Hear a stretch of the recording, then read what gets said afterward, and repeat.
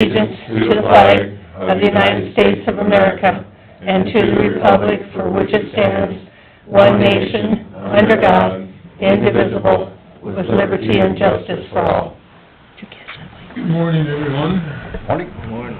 I don't know what we did this morning, but the sun's trying to peek out. Yeah. out Last there. day of winter. It is. I can always hope.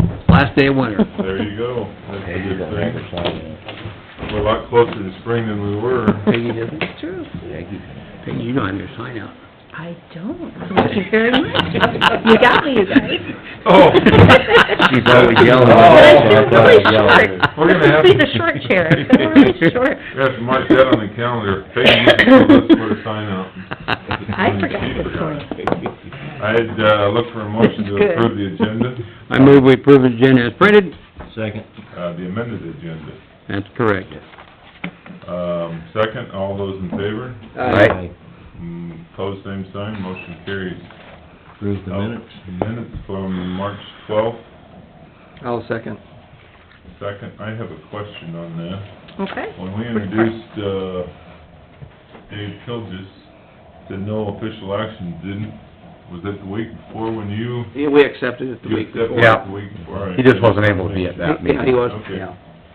That's my question, so all those in favor? Aye. All the same sign, motion carries.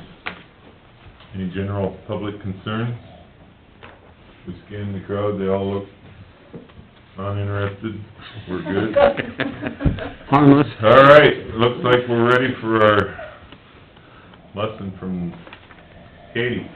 Okay. Come on up, if you want. My name is Katie CFR. Talbot. I'm with Community and Family Resources. I'm in the prevention department. We do a lot of speaking, teaching schools, and we're just bringing awareness this month to National Problem Gambling Month. And I have a lovely proclamation that I'll need to get your signatures on, of course. So, whereas the National Council on Problem Gambling and Community and Family Resources have designated March 28th as Problem Gambling Awareness Month. Problem gambling is a public health issue affecting millions of Americans of all ages, races, ethnic backgrounds. Problem gambling has a significant societal economic cost for individuals, families, businesses, communities.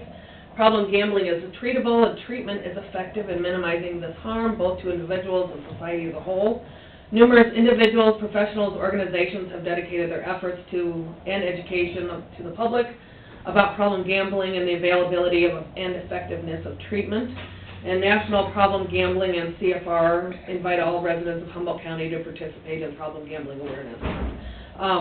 As I do prevention and go out and do little speeches, and then we go and stuff and do go into the schools and do stuff. Ronette is our gambling counselor. If you were to have a gambling issue and you were to call 1-800-BETS-OFF, especially in the middle of the night, it would ring into Ronette.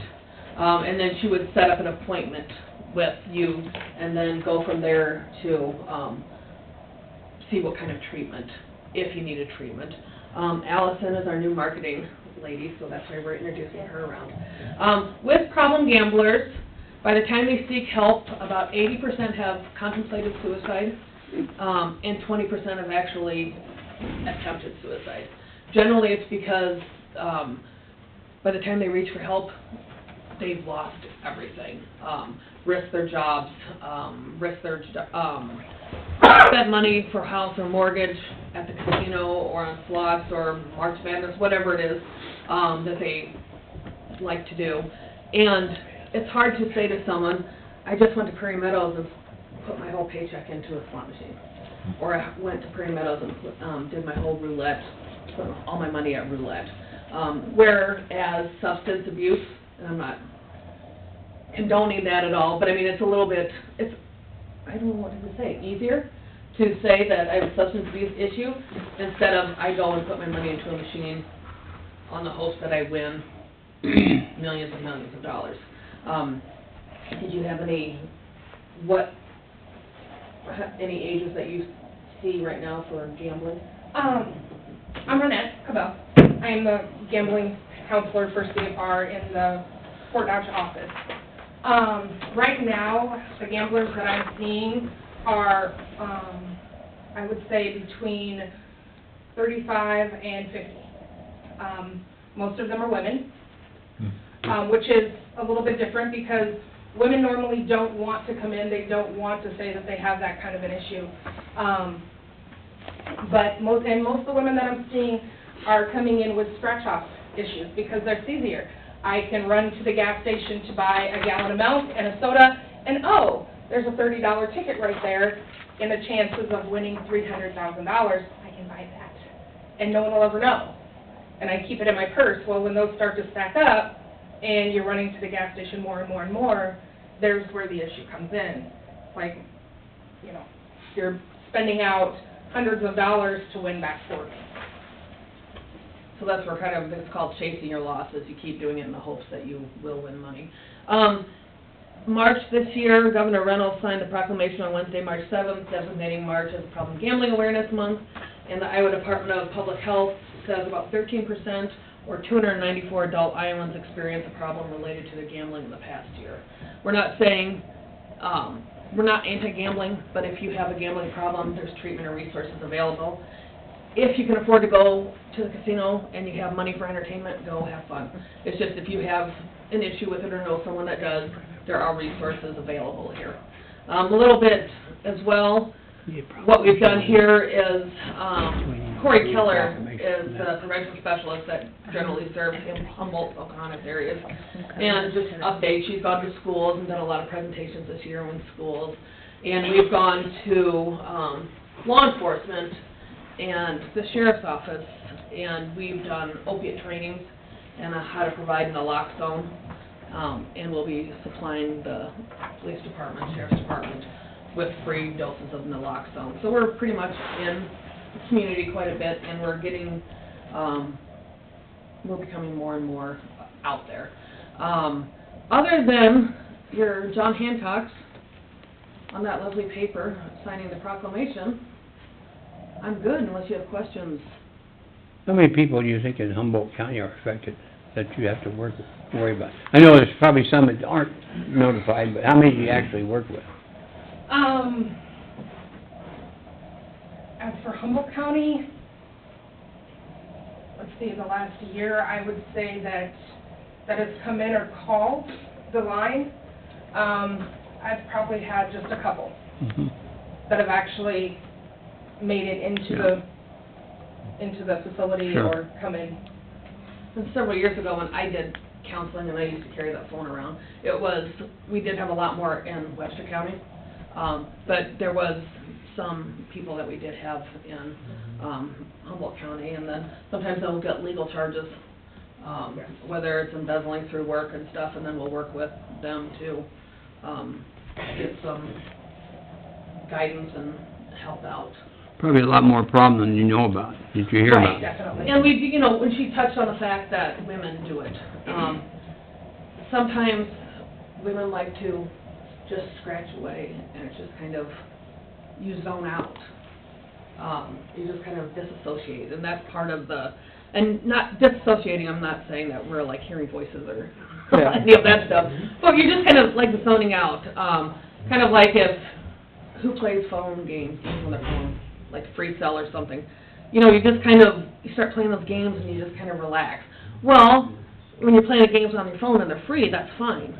But when you're scratching tickets and they're anywhere from $1 to $30, or even the phones are now, we have instant gambling. There is the awareness too, being aware that if your child is playing games on their phone, they can link the account to the phone to the account, and they can charge free lives and everything onto their parents' cell phone accounts. As well as they can get a hold of credit cards. And so even though they might be playing a game and it says, on the chance for next 3 lives for $1.99, that adds up really fast if they keep hitting that button. And parents might not be aware of it until they get their phone bill, and it could be several $100s, especially if they're playing. And that's where a lot of it's going, is the instant online stuff, because we're a society of instant gratification. And we want to play, and it's right there at the, and we think of it as harmless, but then we're not realizing, ooh, we just spent a house payment. When I did the counseling as well, there was a woman I worked with, and this was in Story and Boone County area. Her husband, she was a farmer's wife, her children had moved away, her husband had passed away. In the last several years, she had spent taking care of him. And she would get up in the morning and go to Casey's, and she would start talking to the girls, and then she kind of felt guilty about staying there. And then she'd start buying tickets and scratching off tickets. And all of a sudden, she realized she didn't have enough money for her medication. For her, I don't think it was so much of a gambling issue as we need to find an alternative because she had spent so many years caring for her family, and now she's by herself. And her family was 3-4 hours away, the rest of her kids and grandkids. So that was more trying to find alternatives to that to occupy her time. There has been a link between medication and problem gambling. Mirotex for restless leg syndrome, and Abilify as well. The impulse control part of the brain, it affects that part. And there have been instances, I worked with a gentleman in Fort Dodge that, and he was in the Reserve, or actual National Guard, and prior to him taking the restless leg syndrome medicine, he had no gambling urges, and then he started taking it and wanted to gamble. They just had been to a training, and they talked about this.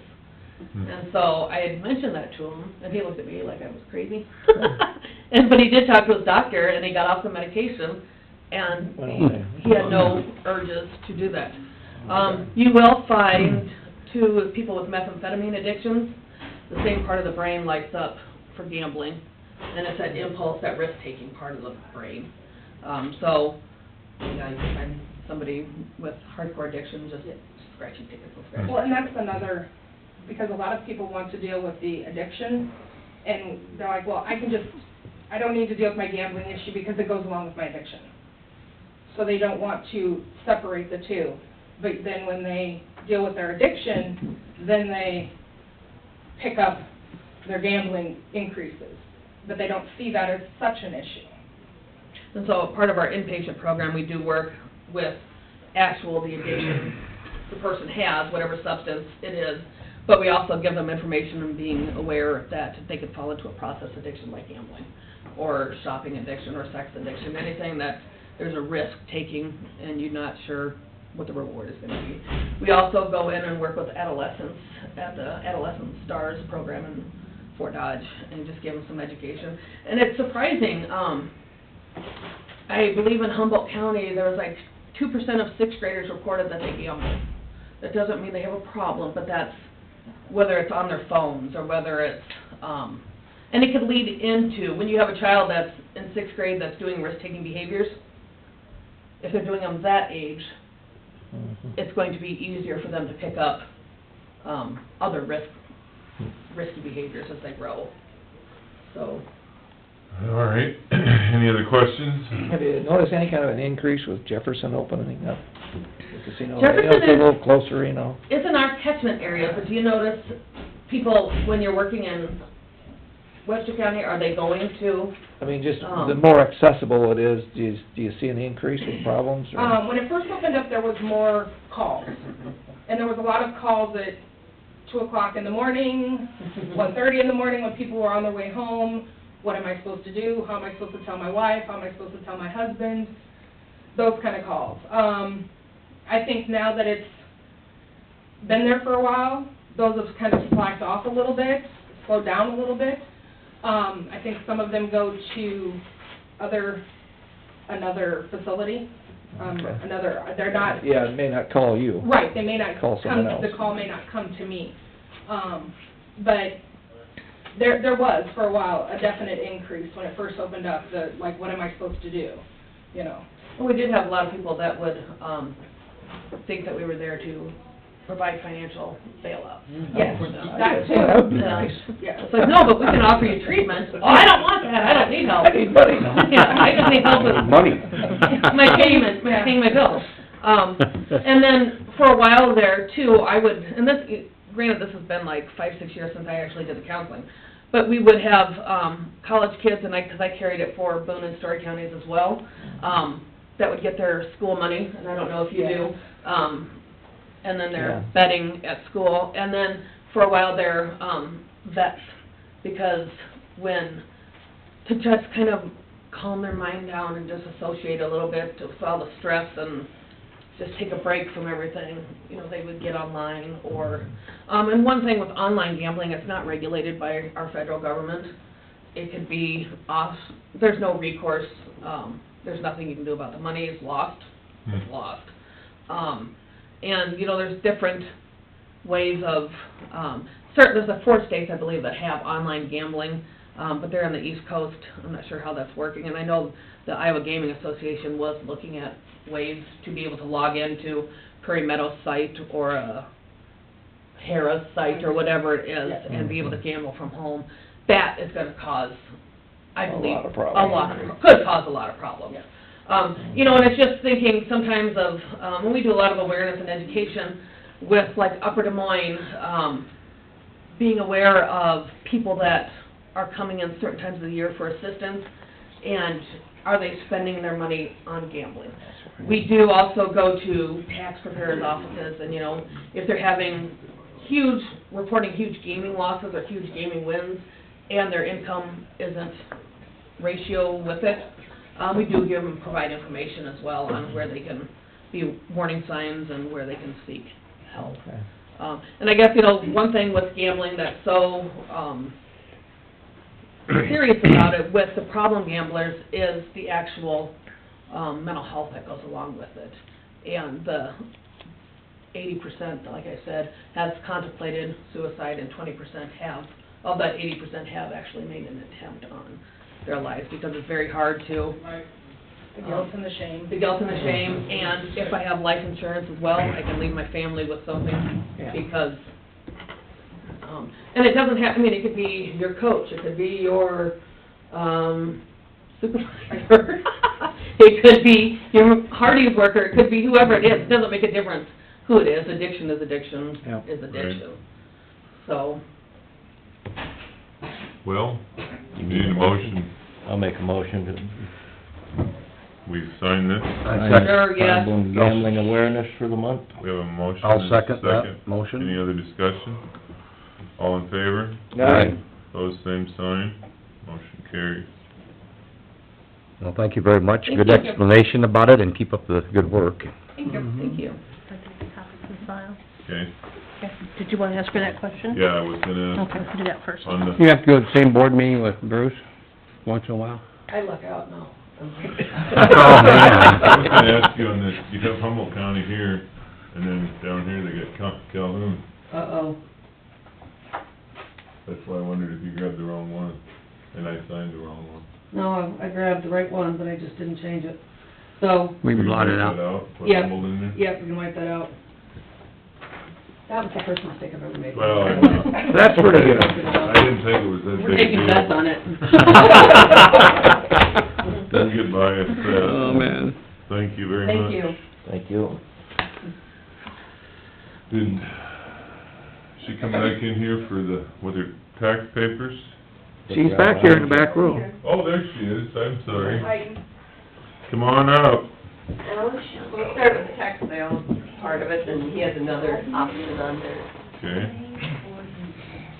We got 2 chairs this time. Yeah, go ahead. So the city of Bradgate is asking for an assignment of a county health, tax health certificate from 2016. Has a parcel, with 2 years of tax, and 2 city special assessments, and then a small drainage. So when I visited with the clerk, last week, it was mentioned that she would pay the $10 assignment fee and the $42.98 drainage assessment. How much was the drainage assessment? $42.98. That's that small, yeah. Yeah. 75, and I think it was since like 65. Where's this piece located? I don't know which one's Main Street or anything, but Garfield and Percy. Well, that probably would be a good, So the city must have removed the building. Yeah. Oh, so the city's picking it up. Yes, it's for the city. here's your, So if we were to redeem the tax sale certificate, there's like $16,000 $18,000 out there, but like I said, 2 of those are city Sure, special, if I can walk out there. so, and they're not gonna pay themselves. Themselves, yeah. But they're asking that the, This is what they're asking. That's Humboldt County land, that's the $34 of tax City. would That's be just the abated, parcels we're talking about here. plus penalties. Okay, I didn't have any information ahead of And time. they pay the drainage. They'll pay the Well, they $42.98 will. drainage and the $10 assignment fee. Don't see a problem with it. No, No. that's typically what we do, so. I move we go Lost the ahead chairman, and though. approve the tax certificate for Bradgate, tax abatement with paying a drainage fee and waiving the taxes and the $10 fee. Okay? I'll second that motion. Is that for both parcels then? No, this is just for the certificate, you'll have to visit with them on Okay, that other okay. parcel. That'd be Okay, separate issue. Okay. This is Yeah. the one I did. Oh, this is the one you did? Yep, and then Okay. Yeah, I just talked to him about the city. Building, yeah, you'll have to talk to the Yeah. full board about it. That should be easier yet, so. Brought it out. We lost our chairman. No, he's really a big PR guy now. Jana, would you be able to provide me with legals on that after we're done here? Yeah. I have it for the minutes. Okay. Got a motion on the floor in a second. We have a motion and a second for the assignment of the tax sales certificate. There's the legal. All those in favor? Aye. Pose same sign. Motion carries. Then he has another parcel the city's interested in, separate from the certificate. And that's that one. This one? Yeah. Yeah. So, do you want, do we need to pass this around so you can see this? Probably. Tell us about it. The city hall's built on your property, He's talking about this, the one lot. this parcel here, they have a building, that's part of their city hall, and they're asking to have that, I don't know, quitclaim deeded to them. How'd that happen? Would make sense. Well, the records you hear go back, or Carleen said back to 85, and I think this is How'd that happen? 65. Yeah.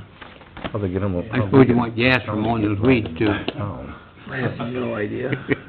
No, it makes sense to me. Any idea? No, they got in the middle of it. Searched it at all, but I don't know how the county... Apparently it's ended been up there with for a it. while, huh? Well, I think since 65, the people that lived there... Never paid their taxes. Let it go back to taxes, the town cleaned up the lot, and... It just got, county took it over, I Yeah, suppose. and Yeah. we got all this outer space stuff here, Yep. you know, no one really paid any attention. No. Well, thanks for whoever caught this. It was the city clerk out or somewhere. I thought you were gonna say, thanks for the nice building. No, I don't think the county's gonna fight over their addition to City Hall. No. But that'll involve getting John or someone, or your attorney drawing up the papers, because it'll have to be like a quitclaim deed or something. So we need a Prepared. motion for that, Jana? I think so. I'll make a motion for the, Yeah, for the say. request for the quick claim deed for this chunk of property to go back to the city of Bradgate. We have a motion, is there a second? I'll second it. Any other discussion? All in favor? Aye. Pose same sign, motion carries. Nothing would change this tax exempt, I'm sure, anyway. Yeah. And the state's tax What do you need exempt. from the town for that? Well, we'll need about $2 million. $2 Take million. small bills if you got it. I don't, Probably nothing, just we'll talk I to was, John. yeah, I was gonna say, it's this basically tax exempt, like she said, it's just gonna be a paper. Who's your city attorney? Goldie. I'd let he and John work it out. Maybe have him call John, and they can decide who's gonna prepare the paperwork. Perfect. But We did thank she you. send a check with you? Yeah, she did. Okay, why don't you just stop in the treasurer's office when Okay, you're done? just wait here a minute. And the other thing is, we wanna put an intake in, ball diamond up there, on top of the 2 of the county tile. And our problem is, it's, especially after they cleaned up that after the tornado, it's all dished out, and we get a foot and a half of water in there, and it goes up to the neighbor's house. And the city would take care of the expense of whatever we're gonna do. But, So it'd be along the road, on the north side of the road there? North, out in the ball diamond more. Oh. Further out from the road. Yeah. out there, we'll just figure out what's lowest.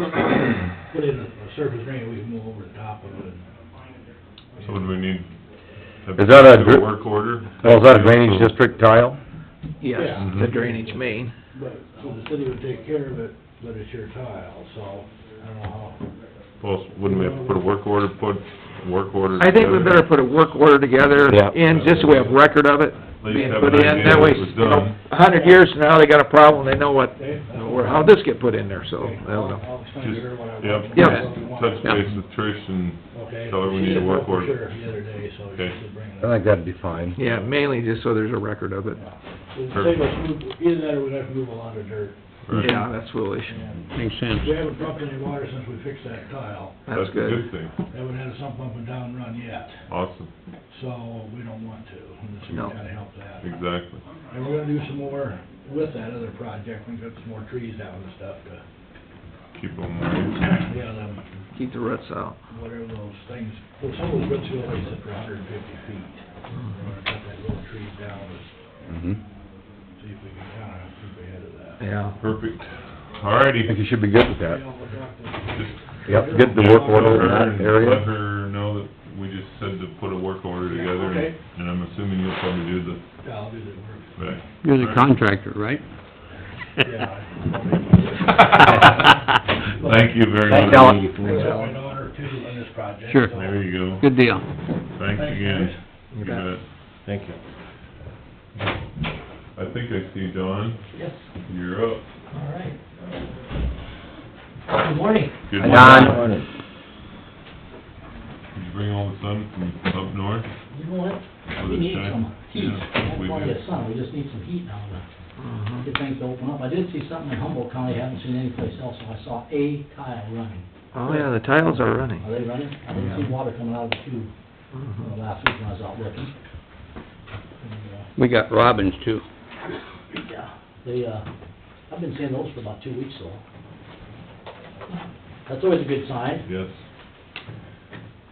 I've got, for you this morning is your drainage ditch quote for brush control. I guess first off, I did, when I did the inspection last week, I did find two, areas of, might be of concern to the board. I've already went in and talked to Trish and gave her this information, but there was a beaver dam on, the end of, HK one on the west end. I can leave these notes here with, like I said, I gave this information to Trish already, so it's, already there. And then also, I've been seeing this every year when I look at the ditches, but up on the county line, on the tri-drain, 101, or 13193, just south of the blacktop, there's an old wooden crossover that is not in the water yet, but it's not gonna be long, and it will be down in the channel. It's, collapsing pretty bad right now, so I don't know what you do with that, but just let the board know. And like I said, Where's that located at now when you say it's on, it'd be in section 3 of Vernon. Okay. It's on the county line blacktop there. Yeah, The yeah. Vernon blacktop, just south of where you look out from the road and see it. Section 3 of Vernon. Yeah, I walked that one this fall, and I think that's a ditch that we need to have cleaned also, because some of the mains that are coming in are half full of dirt. Yeah, and see, we just did, this was on the Cassuth County side, but last fall, there's a tile that comes off as a bulkhead up in Cassuth County. Yeah. And there's a tile that comes on up. We just did, and there's a grass waterway that had trees coming, and we took care of those.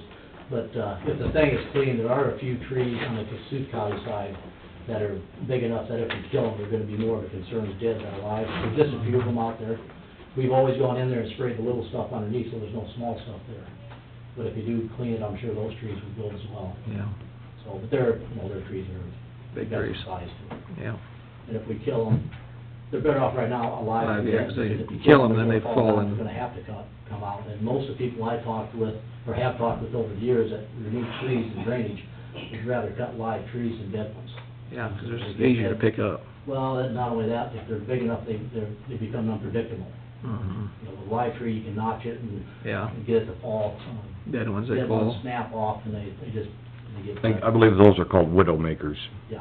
So we haven't killed them, so, but, anyway, with that, that's all I had on those. Other than that, I did see a couple areas where you've taken some big trees off that I reported in the past, where there used to be some big, cedar trees along the ditch down there, one section, and some big cottonwoods in another section, and I see that those are cleaned out now.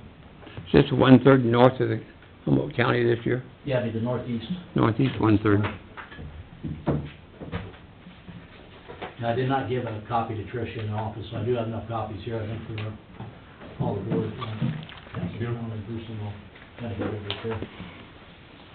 And there's really nothing out of the ordinary on this. This, your county has, well, in fact, maybe I've told you this before, but I've got records from your county back when I was still in high school, because when, we started doing work in the early nineties, we took over for Larry Jensen, and Larry Jensen had been doing this rotation, some similar rotation, since, the late seventies. So I've got records actually from way back when I was still in high school with this program's been going, and it shows in your drainage books. You know, we took them over in the early nineties, and on a 3-year basis like this, you go out and look at your ditches. In fact, what you might get from a lot of landowners is, well, we don't have a problem, why are we doing this? Yeah. Well, that's exactly what it was. Mm-hmm. It's just, you know, they don't associate a tree with being a tree until it's waving at them from the middle of the field, and they're going by on the road. And as always, what this is the total maximum quote for all the ditches. And I do have the history of the last three, what the quote and the actual was. The reason the quote is so much higher usually than what the actual is because each one of these districts, as well as each one of the laterals, we realized have to be a separate, actually a separate project, and it's kept separately on our paperwork and kept separately on the billings.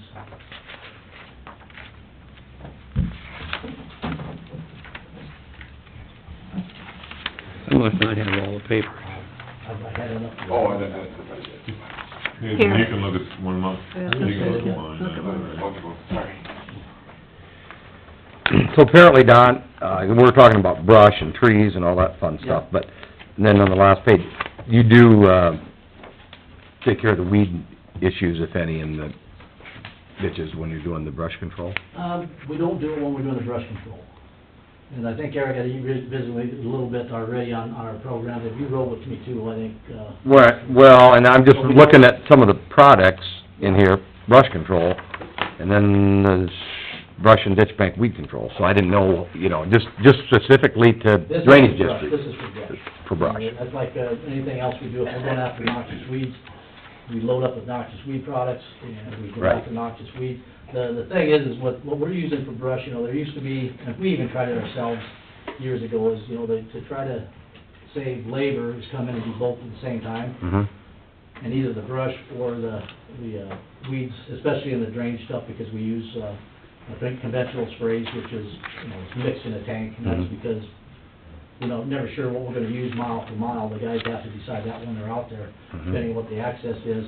So, there's not any economical product that will work on both. Right. What I say by that is, when we're doing brush, we can use some of the same products, but the rate's higher Mhm. than what you need for killing thistles or, you know, other weeds, or especially like if you're doing, ragweed and giant ragweed. What we do in some counties, and they've written it right into some of their specs when they do clean out in some of the counties, is they write right in there that the county will, meaning me, you know, or the applicator, will monitor the ditch, you know, especially if they do a clean out, and they, you know, reshape banks and everything, will monitor it for up to 3 years for weeds.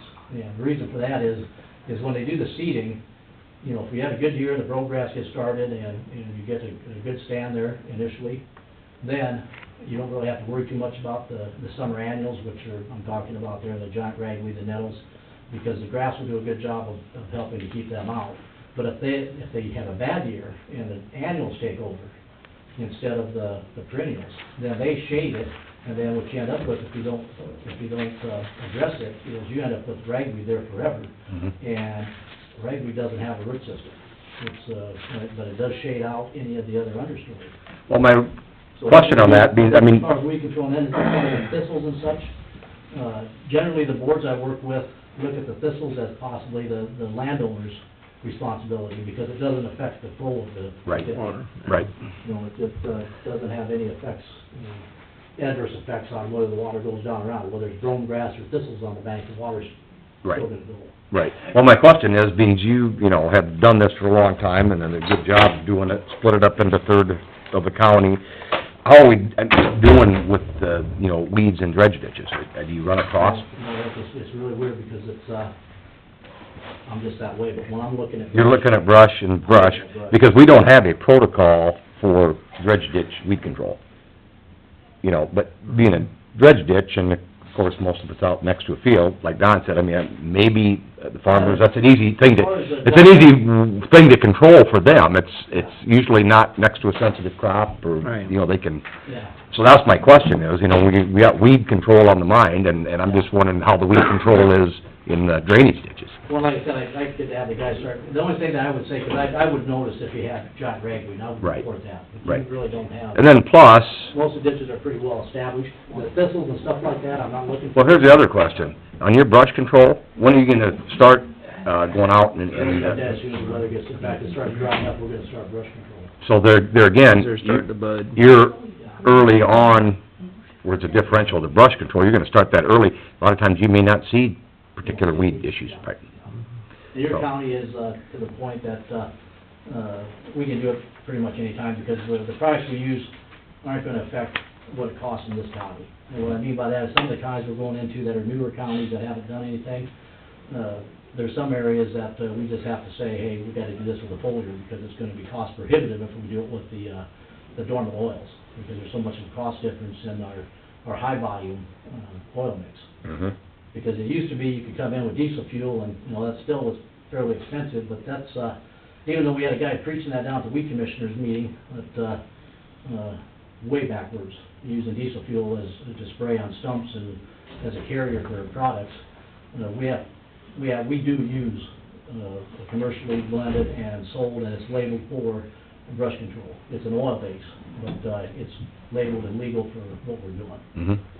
And I guess I felt like challenging the guy that was speaking, and he was with the Department of Ag, so I didn't want to step on any toes. I was gonna ask him to present a label for diesel fuel that supports that usage, you know? The guy was young. I mean, I'm not gonna mention any names or anything, I just didn't agree with a lot of what he was saying. Mm-hmm. Don, did you add up the total number? It's usually about Total 30,000. this year was 31,750. Usually comes out about 4 or 5 less than that. Well, I'm gonna tell you, the last time through, and this is probably what I call one of the cleaner parts of the county, and for some reason, you get down to the southern part, and we're in that part, there's quite a few more willows, so it's a little bit more usually. And then the worst is probably the south, northwest is second. This is probably the cleanest part of the county when we come through usually. And the last time we did it, the quote was $33,250, and the bill was $10,679. It was. And like I said, one of the things that enters into that is having to do, having to have a quote for you guys for each individual ditch and each individual lateral. Because you've got, like DD4, we've got 5 quotes on that thing, because you've got 5 laterals, or 4 laterals. Yeah, it's a big one. And that way, what that does for you is if because basically you don't know what it's gonna cost until we actually send you the bills. But what it does for the board is if you have a landowner that calls and says, well, hey, what are they doing, what's this gonna cost? You don't have to say, well, you don't know, so it's not. That doesn't apply too good with some people. Yeah. Most people, generally. And you can say, well, it's this much, and then you can give them an example of what it's cost in the past, Now, what we've gone to is, we've got 2 charge people, 2 field supervisors, and I can't say we'll do that every year, but we strive to send the same man in each county every year. We're gonna have turnover, the nature of the business is we're gonna have some turnover in applicators, and but we do send the same charge people. That way they know, for instance, if you've got a landowner that's maybe a little bit more sensitive, or they know the access points, they found them the last time, instead of having to drive all the way from the road, they know that there's a road that goes out in the middle of the section, or something like that. Okay. You also call the sheriff, so we call the so we sheriff, can't we promise. do that, because we do have to be off-road. And I did find something out too here that, I'm always learning something, even though I've been doing this for so many years. I always assumed that there was an easement on drainage ditches in the state of Iowa. That's not the case. The easement would have had to be established at the time the ditch was established, or sometime between then and now. So there isn't just a blanket easement that, well, we can be out here because we've got an easement. Well, it's got to be someplace in your courthouse. And I just found that out last year with the meeting I'd done, one of the lawyers that, drainage lawyers was doing a talk at. There was no above the ditch easement, you found out?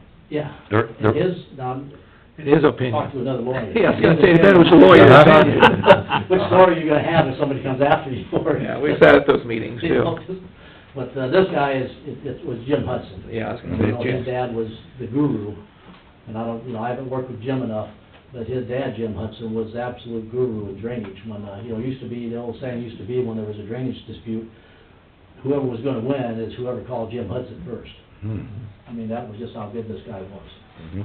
So, unless that was his son that was saying that, no, they're not, unless it's in the record someplace, that, he's been established. Generally, we don't have a problem with that, because we don't run over crop, you know, we try, especially in these times like this, where we do a basal, you don't have to be out there when it crops out there. We do, in a lot of counties we work in, we have to work because they have enough, high enough stem density that we have to try to get out there either before the crop gets too big in the spring, or be able to skirt along the edges. But our policy is we don't run over crop, you know. I think Don, his crew's done an excellent job in the years, and I would hope we go ahead and put him to work and let him send us a bill on the quotes. I don't think we need any motion on that, do we, Peggy? Do we need to? I don't think we better, because we have We got another... another quote we're gonna have to listen to anyway. So I guess Keep up the good work, Don, on our drainage districts. we will be back in touch. And you usually call the sheriff and call the office here, so I call the office. we get a call, we know what you're out Call the there. office and let the office know that the guy's gonna be out there, and then generally what, she will do is email, the board members, and then we call the sheriff and say, hey, we're gonna have the guys out there, and then when we get done as well, we call the sheriff and say, hey, this is, we're, done now, so if anybody is out there running around with four-wheelers, and it's not us, it's not our... And it's not you guys, yeah. Can you tell me again where you found the beaver dam? That was, Eric, that was in section 3, Humboldt. Humboldt? And it was right on that ditch, goes into a natural creek right there, right at that gravel road. Section 3 of Humboldt? Yeah. I think we've been fighting that. It's at the very end of the district. The district ends, but the creek goes on down to the river. Section 3 of Humboldt. Yeah. Hmm. Oh, no, yeah, that's Humboldt. Vernon? Is that- Yeah, I think we've been No, fighting... no, that's not Humboldt. I didn't read it. Okay. No. What is that? I can't read it on Point on your map which one it is, Don. it's this township right here.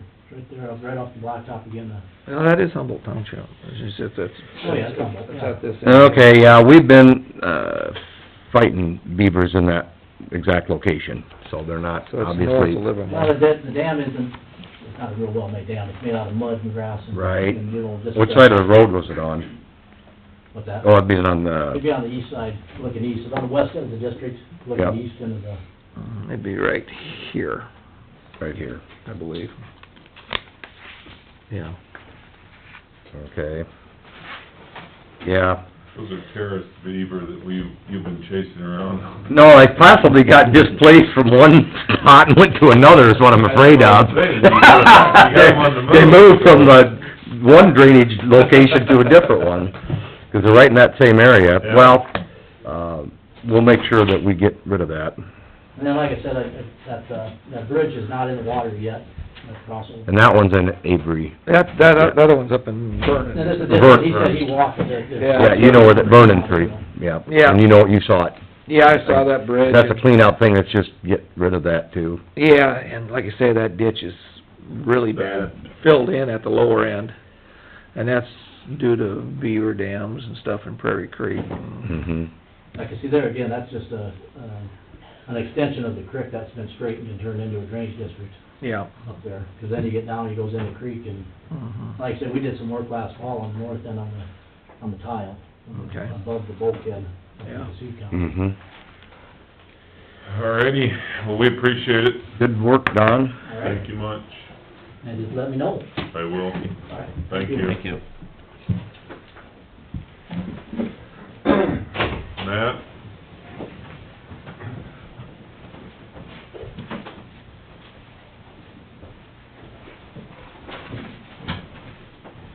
Morning. Good morning. You don't have any terraced beaver that you... No, Very no, good. actually, we were, what's the last word? road ditch spraying, weed management and brush control. Oh, is this the whole? That's a Oh, whole all That whole right. thing, okay. Well, then I guess we won't have to worry about that. So you're talking more road ditch? Yes, yes, that's what Dave mentioned, we're looking for. Let's get one. Okay. Everybody got one. Just gonna give you a little history of where our company came from. We started in Humboldt County years ago, built a sprayer for a supervisor at that time. The company that was doing the spraying wasn't getting it done. That supervisor asked if we would build a sprayer to do some spraying in Humboldt County. That year, we ended up doing a third of the county for road ditch spraying. This was back in the 70s. Then we went on to expand that into 5 counties every year. In the mid-80s, we switched over gradually over into mosquito spraying. We worked our way up to about 15% of the spraying in the state for mosquitoes for towns. And we built all our own equipment. Basically learned it from the ag department and moved it over. We now have the most modern equipment for spraying mosquitoes. And even on the back page of this, put it to the back page, back in the 80s, there was an article in the Green County paper that weed spraying went computer. You know, that was the first company in the state to do that, and we still maintain being the first in a lot of our equipment. So when we come in to do road ditch spraying, we're gonna come in with the best equipment. And, we're phasing back into this with the same attitude that we have with the mosquito spraying, coming in with the best equipment and the best personnel to do the job. We have droplet analysis machines, so we know what size droplets, if they call for 150 micron droplet, or 400 micron, we can determine. Just kind of just give a quick spiel here about it. We're building a lot of specialized equipment to do it. Some of the pictures here, we're just getting back into it. The state started contracting out here a couple years ago. They just came into the western part of the state for the bidding, so Van Deest came to us and said, we used to sell the chemical to the state for the spraying, we're not doing it anymore. We want to work with companies that could start doing contract work. And so we've been talking about it for a few years. We started bringing back some of the old equipment that we had built, that he built back in the 80s and stuff, we're doing it, revamping it, making it better. And the biggest trick is just to get the application to the right spot. So we have several different booms available for the trucks. There's a single fold boom, we use that quite a bit with the state work and stuff, and the bifold booms. Those have boom buster heads on. So, Pictures are on. yeah, first or second page, the boom buster's top head. There's 4 different nozzles in there. Each of them go 10, 20, 30, and 40 feet ranges. So we can cover the whole ditch without an actual nozzle over the boom over the ditch.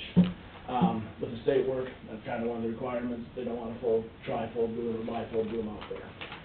So, by putting the multiple heads into it, we can select a system right along the one sponge patch out there, or if it's a full patch, we can cover the whole ditch area with a spot treat. Also, there's 2 nozzles up right by the front bumper of the truck. One of them can spray ground sterile on the shoulder to take care of all the weeds or any vegetation that would be growing in the ground with the shoulder. The other one is just a 6-foot boomless nozzle that sprays out, pointed right down to the forest slope of the ditch. So any patches that are growing on the forest slope just past the moat area, we'll be able to treat those, because most of the time you'll get thistles growing in the moat area. The next stage gets into the mother-in-law seat. That was the primary piece of equipment years ago. You actually have a person that sits out right on the end of the boom, right over the top of the ditch. It gives you full view of the ditch, so you can see exactly where the thistle patches and the noxious weed patches are at. When you're sitting inside the cab, you can't see the forest slope well, you can't see as good a control. So by sitting over the top of the ditch, you have direct view of it, you have a handgun, so you can spray the patches, and there is also a broadcast boom mounted underneath that unit. So if you come into a large patch, you can just turn that on and cover the whole patch at the same time. The next page just gets into the Argo and the Gator, something that we try and build special do for the state work, because like on Highway 20 down by the river, with 300 feet wide ditches and very rugged terrain, in order to get down those kind of areas, that gives us the capability to get into access areas that we normally can't. The state road, the county roads aren't gonna have so much issue with that. Working with the company right now to design, because there's no road right-of-way specific computer monitors out there. Everything is designed for agriculture. We're doing a nice square feet over, 120 acre, whatever size field. For the road ditch management, there's nobody that makes anything for doing mapping along the roadways. I'm working with a company right now, just about got it put together. It's kind of like an ag leader system, but it's not ag leader, actually TopCon is called. And you have Google Maps, so every spot that we spray will be mapped on Google Maps. So you can go back in and see, yes, this area was sprayed, no, this patch was not sprayed. We can take the monitor out of the truck, just drive down the roads, go through, look at all the areas in the fall or whatever to make sure that the patches were sprayed, go back out, re-inspect it without having to take all the equipment back out. And then you can also take it out and mark all the locations of the trees, of the thistle patches, stuff like that. So that way when the crews go out, they actually have right on the thing, there should be a patch right here, spray here.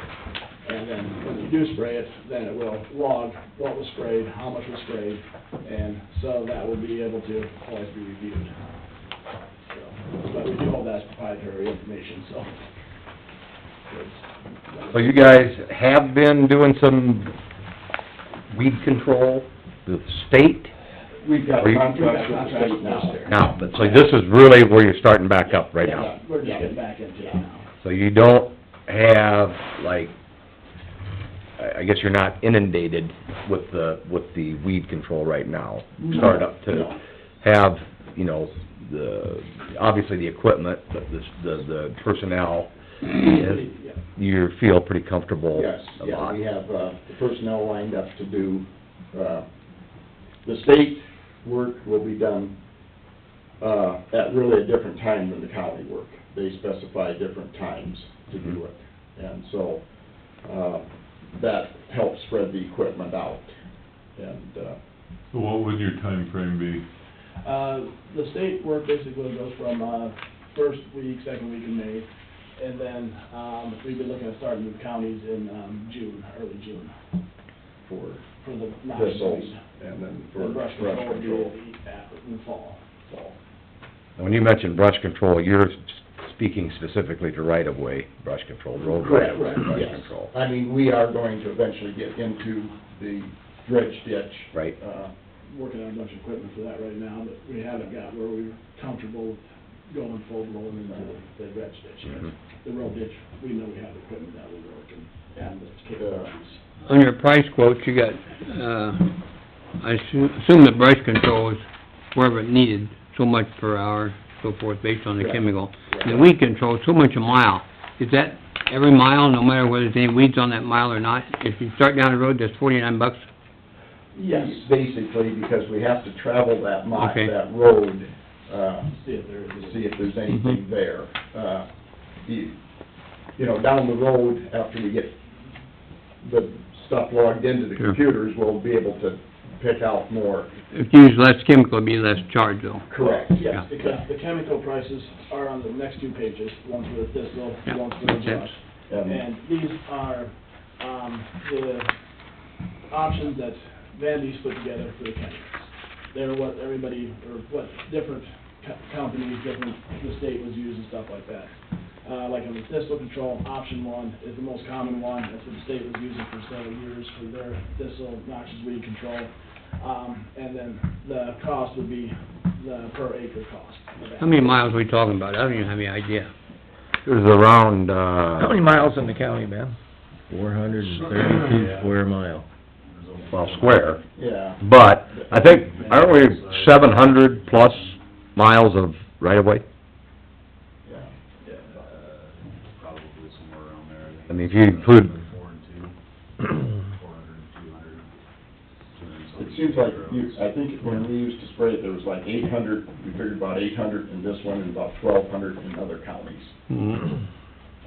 Because, We're managed to. yeah, minus the, so I think you're real close at that 700 to 800, you know. just approximation, but Yeah. a fairly reasonable ballpark figure.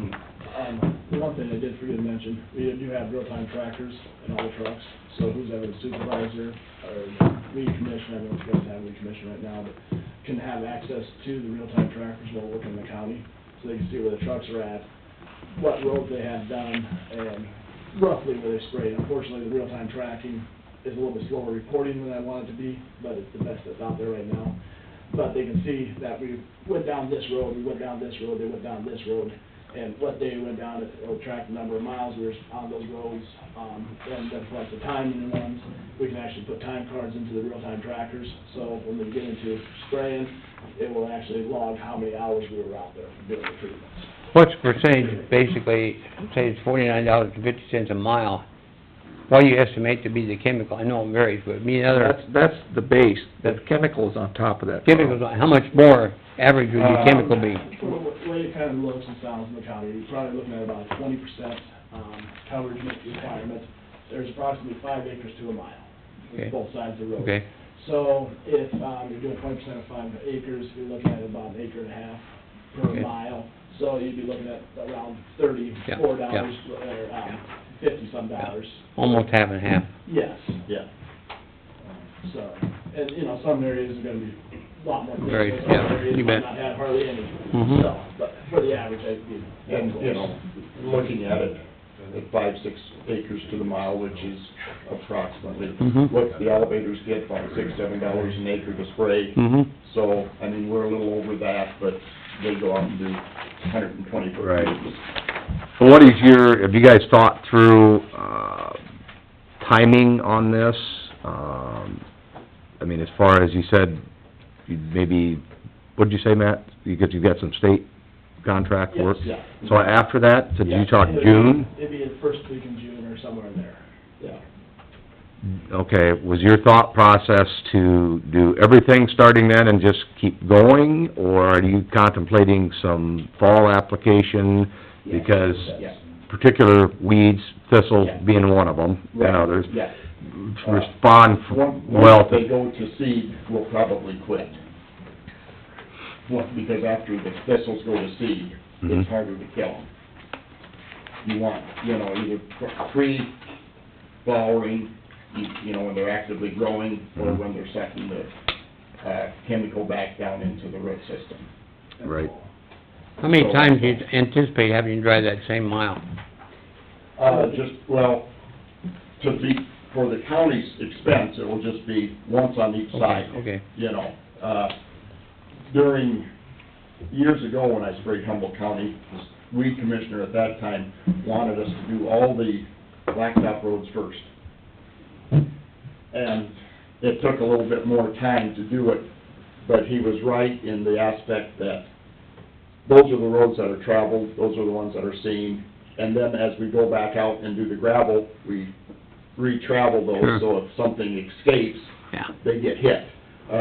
That second spraying would not be charged, Mhm. I mean, it would just be a matter of, The chemical, not the. yeah, yeah. Sounds like a good program to me. I don't know, these were some of the equipment that we had back in the 70s when we sprayed the county. It just, you know, to kind of show that we do have an idea of what we have been doing. Putting the chemical in the proper place is basically the same now as it was then. It's getting the droplet size right, getting the chemical to it. The chemicals have changed a lot, but working with Van Diest, they're the biggest in the state, and they're 30 miles from here, so if we have any problems, they'll be right in. Have you had much complaint from the farmers with drift? No, because, well, there hasn't been because of either the direct placement of the boom, it's like a trifold or bifold boom, or the boomless nozzles, they put out such a large droplet that as long as you're not spraying in crazy winds, you're not gonna get drift. Plus, the products used versus back in the day, Yeah. you're not using dicamba, you're not using volatile, Agent Orange, you know, it's, Yeah. less volatile. Right, yeah, Products. these are, And this Guardian that is added into all the products is actually an anti-drift agent, so, and then the other one is, the Premier is a sticker, so that helps it stick to the plant better. The Guardian is an anti-drift agent, so that helps with the drift too. Yeah. And then Right. we just put the even back, when we were spraying 5 counties, the most complaints we had in any one year was 5. And some of those were a tomato plant, or Yeah. tomato plant, you know, our patch got hit. Mhm. And we might have been not even close, but, Well, we're going back to the days of, and folks is, you know, right-of-ways by their house, no spray. right. And those were the people with tomatoes Yeah. in the gardens. Yeah, yeah. And I mean, we'd still respect that to this day if you, Yeah. but like I said, there's also a lot of, dicamba-based products being Yeah, a used lot back of then, and bad they're all spray over the back place. Yeah. Well, we, the other thing too, on the, not to get overly technical, but most of these, thistle control options are good ones, and they are thistle control. One of our other more prevalent, right-of-way weeds is giant ragweed. This chemical program isn't as specific to that, it takes a different chemistry, actually goes back to like the 2,4-D chemistries with giant ragweed, which is very economical. Right. So how do you guys have, in your thought processes, if, you know, if you're going along, We have the capabilities to do it 2 ways.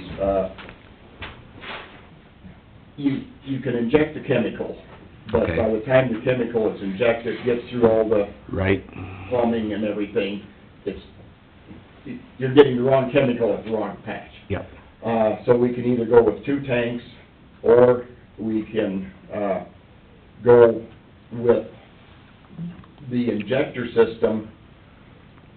It's a plumbing nightmare, but we've done plumbing nightmares before, where it actually brings the chemical right to the handgun, instead of going through, so that one hose is designated just to that, product. mhm, So we're not running a milestone through the same hose system and return lines, so we're using 2 different systems entirely, Mhm. but injecting it. Mhm. So, there's ways around it, it's... well, it's just a matter of, you know, differential in your product, and your weed species, and trying to, you know, want this as cost-effective and timely for anyone doing it. You know, I've heard, well, maybe we mark locations of, you know, we'll just use giant ragweed as a real example. Well, we're working with the thistle program today, and we got that all good, and we'll come back, I don't know, but there again... I think we can, you know, if that's the way you want to go, we can build equipment to accommodate those areas. Mhm. Because, again, giant ragweed is going to have to be sprayed probably in the spring, as opposed to, because it's not raining the... Right, it'd be before, where you can get some of these thistles possibly later if it was missed, or you know, and you gotta go back Yeah. late when they're sucking in the milestone late in the Yeah. season. They have gone to seed, we don't like that, but if you noted, you can get rid of them. Yeah. If you know. Yeah. The 90% of the thistles do come from rhizomes under the, so Right. we can get that down into them. The seed is still there for the next year, like you indicated, of Mhm. course, but, and you aren't gonna stop that. Right. But, But you can effectively, with a hardcore approach to this, and the better products that we have, you can get rid of thistles. yeah. Mhm. I mean, but Yeah. you've gotta keep at them, and, you know, like, I like your marking program, your tracking program, if you Well, I will. think that's gonna help that, because you can keep going back and Right. getting those patches and Yeah. making sure you get them under So control. this is, as I've looked at this, and I've talked to Don about this too, he's put together some preliminary figures, I think we looked at them briefly a while back, that, I think it's a little, obviously gonna be a little more spendy starting off, and then as you go through a couple, 3 years, I think that cost is gonna drop exponentially, because, A, you're gonna know where they are, and, you know, you're gonna gain that control over just a fairly short time. Yeah. And maybe, my envisionment is that you're not gonna, no one is gonna drive every mile of the county, you know, 3 years from now to control these weeds, because you're gonna know where you need to look. I think we'll probably have to drive every mile, because there's always gonna be a patch popping up someplace because of different things. But driving it at 8 to 10 mile an hour and driving it at 30 mile an hour Mhm. is a big difference, Mhm. you know, so. Because that can come into an hourly rate for monitoring versus. Right. Application rate. Right, Yeah. yeah, so it will get less expensive, no matter how you slice it. Yeah. And then the program modify as we go forward in it. Well, the thing that I'd say, the reason I say that is the mile per road, you know, you'd like to see that reduced. I mean, a mile per road is different if you're mile per road and you're spraying, whatever Yes. percentage, versus, Yeah, and monitoring, we can monitor probably both sides at the same time. right, You know, where that cuts that cost down. yes. And, I know some of your grader men here, and they're great to work with. Yep. You know, they can also help Right. do. Actually, Ben and I have talked about that. There's a tracking mechanism there too, just so that it's tracked, it's noted, one way, shape, or form, whether you're doing it with something more high-tech, or whether you just make a note of where you see it. And hopefully, a lot of that overlaps, Yes. and we know where the miserable weeds are. Yeah, Get after. the, other thing is, you know, I don't wanna dump any more on your road maintenance people, because they're watching Right. 100 different things already, and, so it's maybe not fair to mention that, but, Well, we're gonna get after this weed issue, and we're gonna get it under control. Could you, this is just because of when I visited with Don, and maybe we wanna have a comparison. Yeah. He's got it, like I said, an approximate program, and looked like he was in a hurry, and we can always get him back. And you guys have given us this, I mean, is this, could you go one step further and maybe put together for a county-wide, how you know, there again, it's an estimated quote versus what you have right here. well, that would be countywide. Yeah. So if we wanna take this, Yeah, you and just then, multiply it out. I guess we can do the math, and I'm looking as a comparison. Mhm. Yeah, Between the two. I didn't want to know exactly if you want to do half county, full county, or if Okay. you want to split it, so I just put down a flat price. Okay. Multiply it out by how many miles you want to do, and then figure the chemical at about 5%. Right. Coverage. Right. So, whatever, you know, it's, Okay, well, thank you for your Well, as presentation. long as they all are aware what asparagus patches are, 'cause that's what I'm more interested in, is the asparagus not getting oversprayed. I'm teasing you. Yeah, I've been, Well, you wouldn't believe how Well, many people are put on flags honeydew. by your patch. Yes, I said, put alongside every one of those asparagus Don't patches. spray asparagus. You won't have to worry about picking it either. Saturday mornings, it's fairly busy out in the... Oh, there's places, it's crazy. Oh, yeah. that'd be kinda like the I don't think you bee law can that kill went into asparagus. effect. You know, Yeah. everybody I had to hope register not. their I don't bees, think you so can. everybody knows where the beehives are. Well, that and the mushrooms, guy comes out of the woods with mushrooms, and it's like, where, did you get them in there? No, yeah, nope. I brought it with me. They were sitting right here by the tree, so, well, we appreciate it very much. Yeah, thank you. I think, yeah, then we can kinda do a little bit of math and get a comparison, and I think we'll be making a decision on this pretty much sooner than later. All right, All right, thank you. thanks for if you your have any time. questions. Oh, got your information, got your cards. So, there's a contact on the last page. Oh, okay, I got your cards too, but... Yeah. Yeah, second left, third left. I didn't realize we had two different ones. Thanks, Matt. Yeah, thank you. Thanks, Rich. Thank you. Thank you. Thanks. Yeah, we do. Our smaller chairs, one and two. Todd, are you in a hurry, or what's your status? Time for Okay. afternoon, All right, for the Beth. work session. Okay, well, I just saw this seasonal help, I didn't know if you Oh, wanted to okay. do that, but Ben's here, so. That should be short. Hey, All I have on the agenda for today is basically to set a date and time for public hearing, preferably sometime next week. I don't know what you've got on, the agenda or scheduled for next week, but I can look, I set a don't know. date and when. time for, the secondary road construction program and, the Iowa DOT budget. Well, next week we have on We got 9 and 9:15, drainage a stuff. couple of drainage things. Just be a matter of 30 seconds probably. Yeah, I mean, it's open for public comment at that point, public comment or concern, but I know in the past. Check, see it's on at 8:35 on our Relatively agenda. fast. Should we do it early? She's gonna check, see what, anything's early in the morning right there. Yeah, we've got That way 9 we and got- You come 9:15. early, then you don't have to sit through all that drainage stuff, I guess. You could be here a long time if that, Just potentially. put him on right after it. What was Make that sure- comment from the paper? I back him up, though. Yeah, we agree wholeheartedly. So, by the comment from the gentleman that we're just here, secondary roads doesn't have to worry about spraying brush in the road ditch anymore? I don't know. I wouldn't go that far I wouldn't go that far just yet. By that comment, then, you know, I mean, we don't have to worry about spraying any of the trees that we cut. No, I don't, really, we're more specifically looking at weeds. I wouldn't Okay. go say don't say I anything see about... you're smiling back there. Right? Yeah. I'm thinking, oh, okay. No, because that, we're trying to get a apples-to-apples comparison, maybe between the two companies, but it's weeds.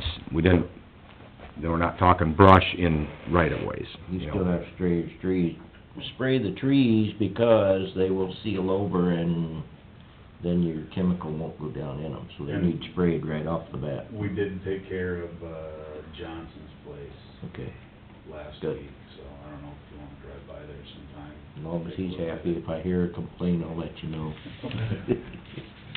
No, I would, at this point in time, I would probably say we're limiting our, the weeds. We're just doing a rough math back there. I don't have anything until 9. Six-foot I thought maybe right-of-way. there was something in the dig Yeah. 35. but there's Non-road not. of that is We're open. roughly 4 acres. So, Right. Ben, we got, So, Yeah. if they're spraying 20% of that. Well, if we gotta do some quick approximate math, are we gonna use 700 and some miles? I can get you a firm number of Could you? what we got. So we can actually do the closer we can, Yeah. it's still an estimate, 'cause you don't know, like you said 4 acres in a mile, Ben? You don't know if they're gonna spray one, Well, They and vary that a also little bit. depends on, you know, you might drive 5 miles without seeing a single That's weed, right. and then you might spray a mile. Then you might spray an entire mile. Right. Yeah. Well, yeah, and his estimate of 20% is probably pretty accurate, when you figure all Probably the not road that ditch. far off for a guesstimation, Mhm. but, and that's what Don did too, he did the kind of the estimation and used the miles, but the closer we can get, that'd be good if you could get us, Yeah, I've got the numbers for what the DOT calls the official count, that'd work, but I don't have it on. when you get a chance. we have, 8:35, after the public concerns, which you don't know what'll be there, 8:35-ish. 8:35.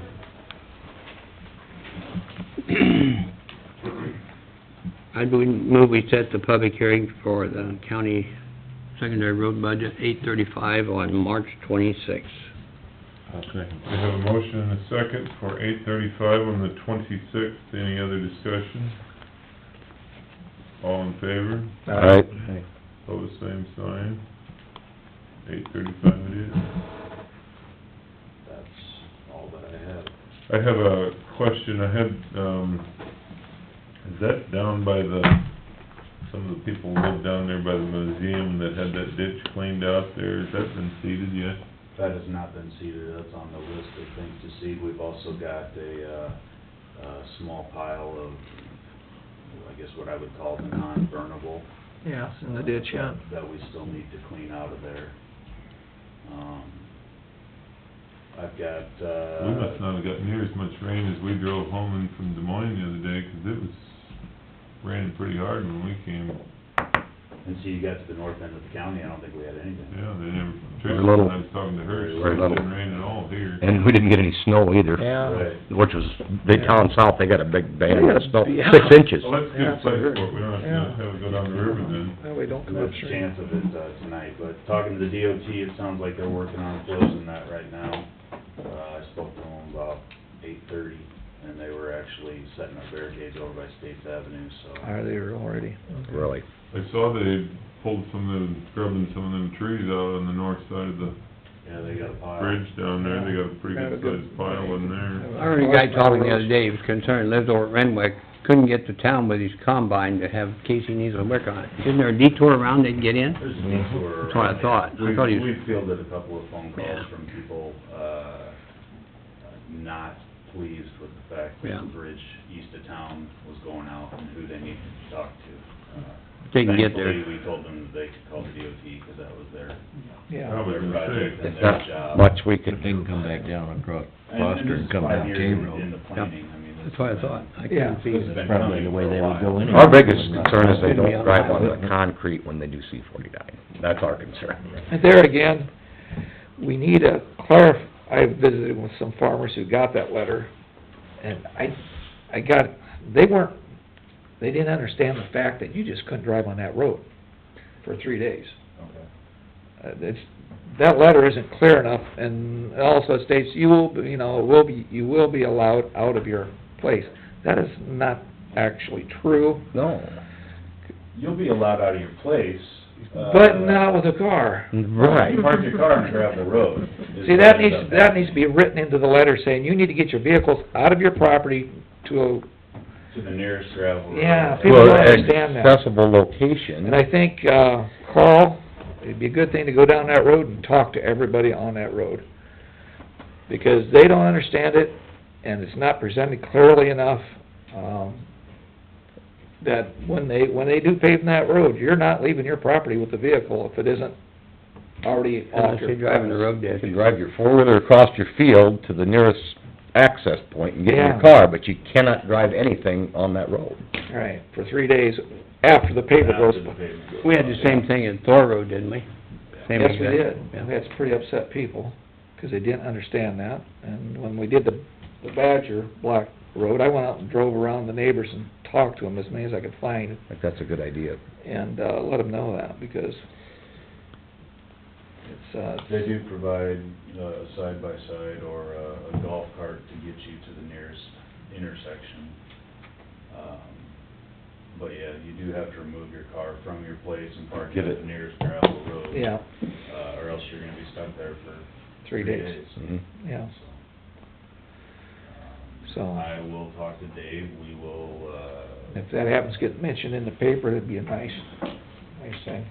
yeah, it's gonna be non-travelable for 3 days. The farmer will not be able to cross it. So make the arrangements prior Yeah. I've talked to a to, couple of the farmers that have ground on both sides, and explained to them that basically, if they're paving by there and you see that they're 2 miles away, you might wanna jump south, plant that 80, and then get back Yeah. onto the north side. Just gotta plan ahead a the little planning, bit. yes, it's a Yep. planning Otherwise, thing. it's gonna be, Or you might have to 4 drive days. a couple miles to the west to get ahead of them and cross over and get Well, not around. only them, but the co-ops, because how many And sprayer sprayers. guys are gonna be running down, and, well, I gotta get over, and, Yeah.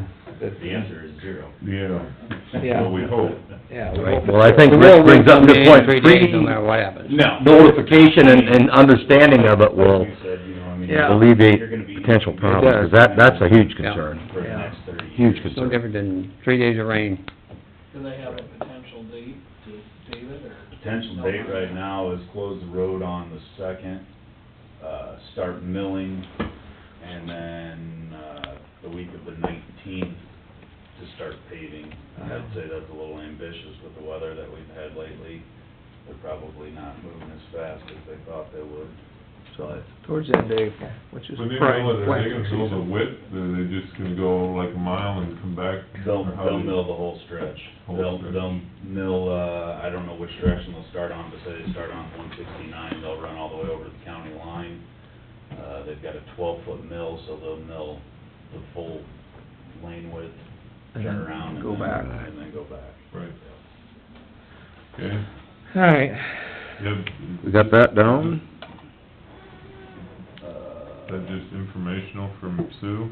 Yeah, that was just informational from Sue. She's trying to, clean up, an account, Okay, with our garbage disposal.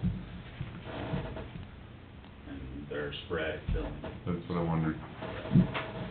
All right. All right. No work, Thank see you you, next Ben. week, Ben.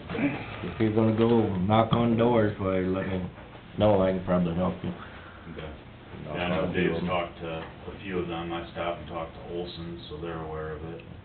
I mean, you're only talking Yeah, it's not that eight, 10 people that live on that route, but there's quite a few farmers and... That cross the road. All of the letters went out to the landowners. Yeah. So if you're cash renting, You didn't get one. and you didn't get notified by your landowner, you don't know about it. But hopefully the paper's covering our... Well, it's a highly read It's hard to know who publication, so they got the tenants people. are too. Public Yeah. notification would be better. It's hard to know who the tenants are. We've got a PSA out there, that the radio should be starting to run, Yeah. I believe this Yeah. this run this morning. That's the best way. Okay, good.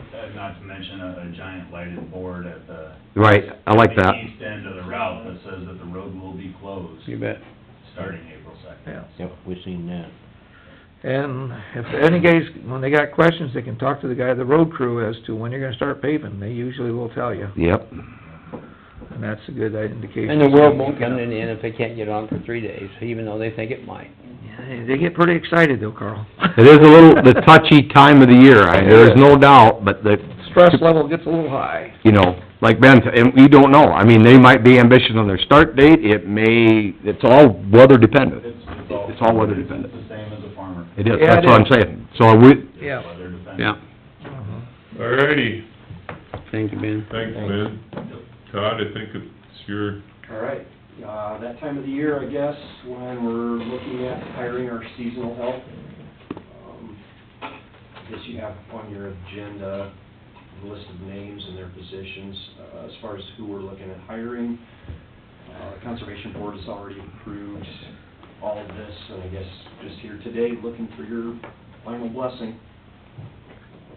I guess all of the people listed there worked for us last summer. Oh, they are all Returning veterans. people.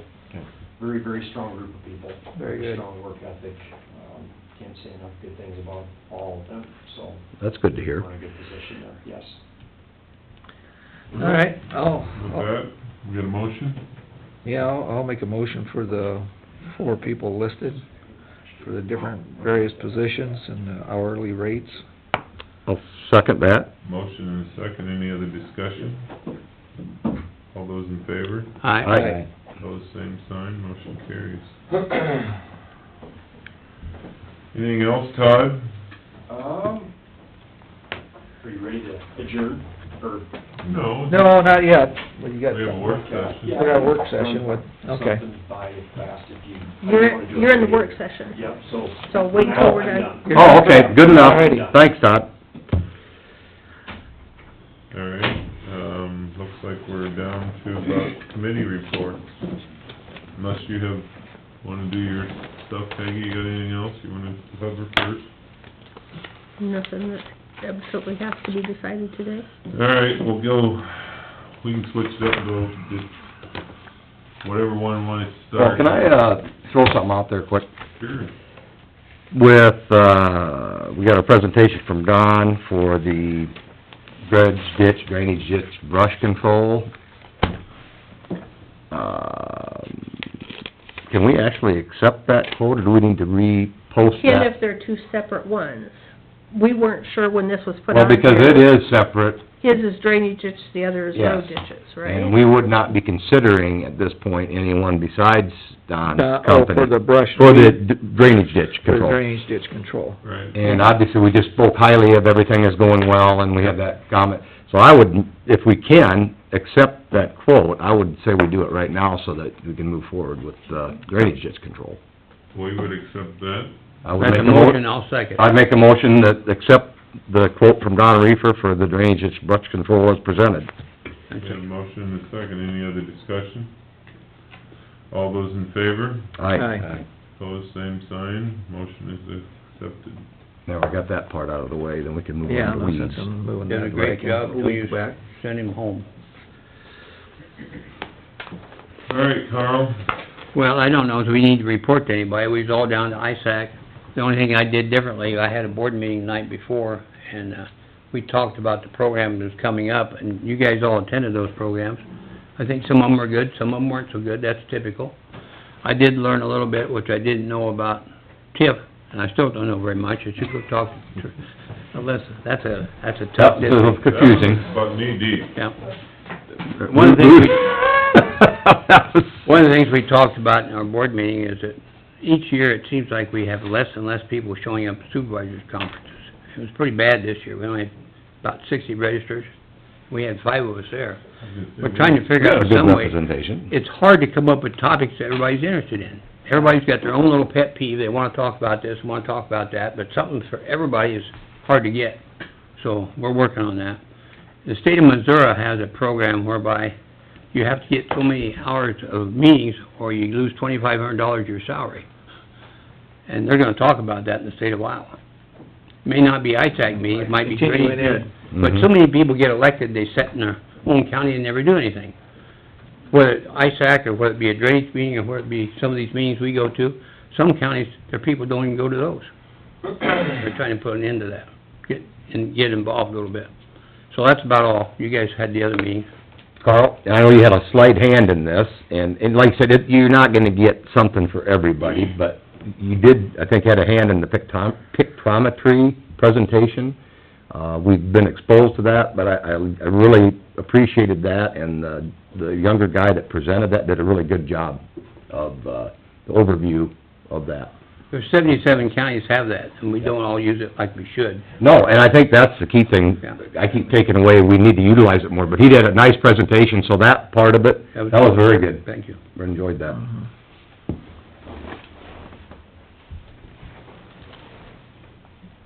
Okay, I was out there, ISAC meetings Thursday and Friday. Was at the mobile food pantry on the 14th.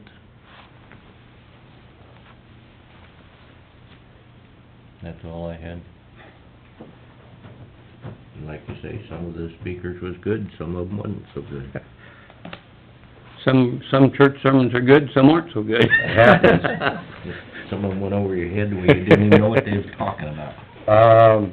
A week ago, Monday the 12th, had the LAC meeting, attended that, and then, yeah, same as, everyone else, this go-round, ISAC conference on the 15th and 16th, and overall, generally, I thought it was good. I mean, I guess I'd left having a overall good impression. Like I said, it's... Like I say, some people enjoyed some meetings more than others. Yes, and I know, but that's good, and there is a variety, and, I think it was about as well. At the last session, they had a vote, this year we did something differently. Instead of having breakout sessions the first day and the second day for supervisors, we all stuck together the first day and had general sessions. And we had a vote at the end of the last session. People didn't like that. They may go back to breakout next year. I don't know, I kinda liked being the whole group, but I got outvoted. Really?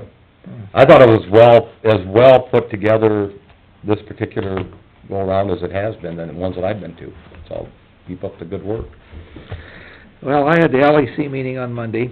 Did anyone here go to the Capitol Day on Wednesday?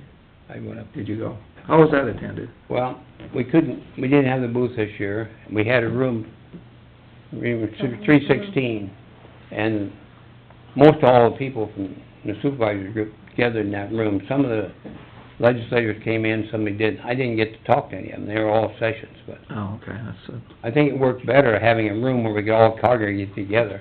yeah, rather than milling around the whole Capitol. Okay. So I was there on the 15th and the 16th, and like Bruce said, some things were a little boring. Like the one you really enjoyed, I could have fell But asleep in it. it was varied. But now the TIF one, I enjoyed it, and you didn't like it. So, Oh, I just, like I say, it's hard to find something for everybody, but, Well, and I thought the TIF one, it is complicated and a little confusing, but it does give you an exposure to it. it does, yeah. And I just took it And as everybody- that, and Yeah, So that's why I say, Carl, for, in your defense, it's, for ISAC, it's hard to find something that fits I everybody. don't down know, there, but Not the solar it energy. broadens your horizons on everything. Solar energy, I agree. I thought was really good, something we need to look at, solar energy. There's ways you can get that in the county, no cost. And that was a very good presentation, and for the folks that went to it, I think, you know, that was one of the better informational presentations, so. Yeah, so a lot of good comes out of ISAC. That's what it does. You learn a lot just sitting talking with the other supervisors. Yeah, that's probably where you'll learn more. You'll learn more from each other. That's all I had, Peggy, was LEC and On the 13th, I had the 911 board, for the budget, we got that situated. On, the 14th, we had the mobile food pantry. The numbers from the girls, said there was 95 families, 185 individuals. And I guess when they got to the end of the, towards the end, the Renwick Church, came and took the remaining, boxes of food, and they ended up taking everything except a couple of boxes of vegetables, so that was a good thing. On, Thursday and Friday, I was down at ISAC. I would, give a plug for our auditor, who was the, presenter for the scholarships. Peggy did a real nice job in introducing all of the kids that, have gotten scholarships this year through ISAC, and listening to some of those kids, it was a kind of a special time, because they are full of energy, they're full of enthusiasm, and a lot of the parents were pretty proud listening to them. So I guess the other one that I enjoyed listening to was the courthouse security. I think we've made some improvements on things there, and the other one was the deal on the drugs, being able to give your drugs back, which, if you don't use your drugs, you know, rather than put them in a baggie and take them to whoever, their deal with the conversation was leave them in the containers, give them back, because a lot of people, they can redistribute them if they know what they are, but when they get thrown into a sandwich baggie and they're taken to Hy-Vee, they just have to be destroyed. Don't throw them in your garbage, don't throw them in your stool. So that was kind of an eye-opener, because there's lots of stuff out there that is reusable, so. I might give a pitch for the scholarship things. Ben and John and I think next year, July 11th, you guys are going with me, aren't you? And we can have more than one team. You don't have to be able to play golf. Those guys put up with me, but we used to get 32,000. We're down to 20,000 now. So you have to have other fundraisers to be able to support those scholarships. Well, if I went and golfed with you, we'd need money for medical expenses. That's right. I'm not very good golfer. You gotta club me when you're done. I live 200 feet from the number 2 tee box and don't play golf all year. Yeah, but John's there to bail you out. He'd be there to probably testify against me. Anyway, we need to raise some more funds for those kids. We really do. All right, well. Great bunch of kids. Anyway, I guess, those are the last, unless Peggy has something else. I did need to visit with you sometime about what we're gonna do about our sanitary, or zoning person. We can talk about that in our work session. What else did I have?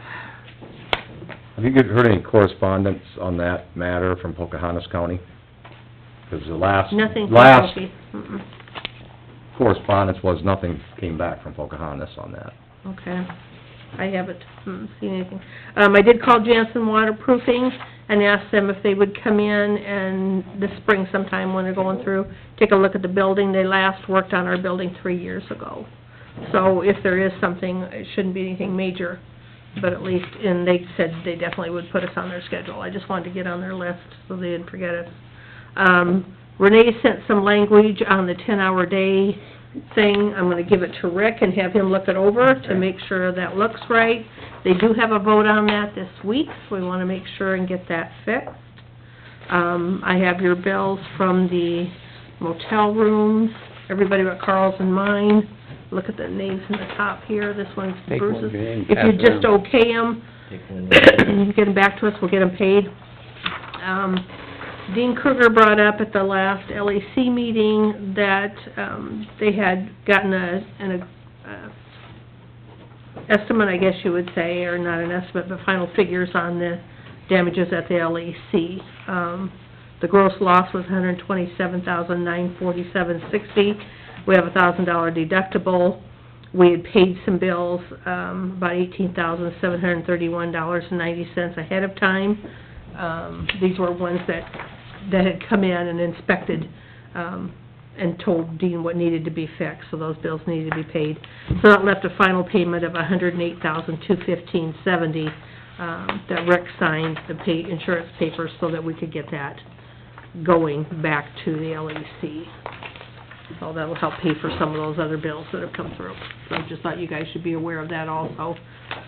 That's it.